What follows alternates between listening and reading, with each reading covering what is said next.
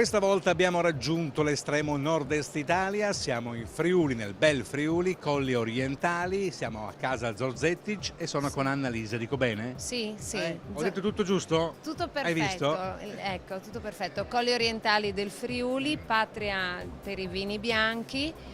Con questo non è che diamo meno importanza ai vini rossi, perché abbiamo dei vini autoctoni importanti anche rossi, e comunque terra di vini bianchi per la mineralità, il microclima, per tutte queste componenti che danno un vino bianco bello, importante, con struttura, con sapidità e longevità anche. Allora, a tal proposito vogliamo ricordare sia i vitigni autoctoni che quelli internazionali che abbiamo sul territorio? Sì, allora vitigni autoctoni, il grande friulano, ex Tokai, che noi portiamo sempre come esempio di abbinamento al prosciutto di San Daniele, al prosciutto crudo di San Daniele, il friulano, poi la ribolla che è un vino invece più fresco, più estivo, con una buona acidità, il verduzzo friulano, vino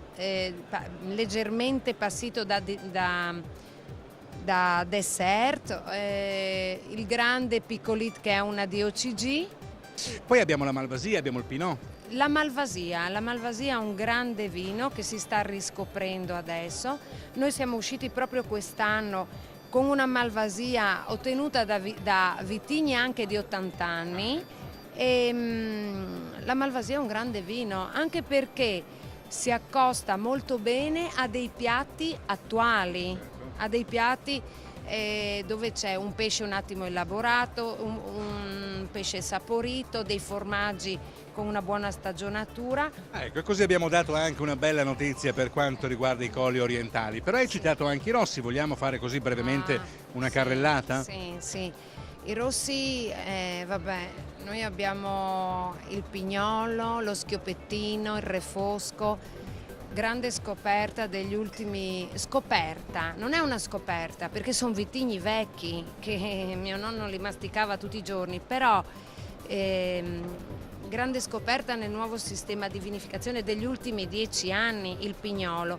Vino longevo, vino elegante, ci dà un po' di lavoro in campagna. Però voglio dire, poi lo ritroviamo. Degli ottimi risultati. Senti, adesso ci siamo trovati qua al Vinitaly a Verona, abbiamo parlato dei vini della tua terra, magari ci troviamo più avanti direttamente sul territorio. Certo. Chiudiamo con un brindisi, che cosa hai messo qua? Friulano. Ho preso del Friulano, qui nel decanter abbiamo il Pignolano, ma brindiamo col Friulano. Va bene, al Friuli ai vostri vini.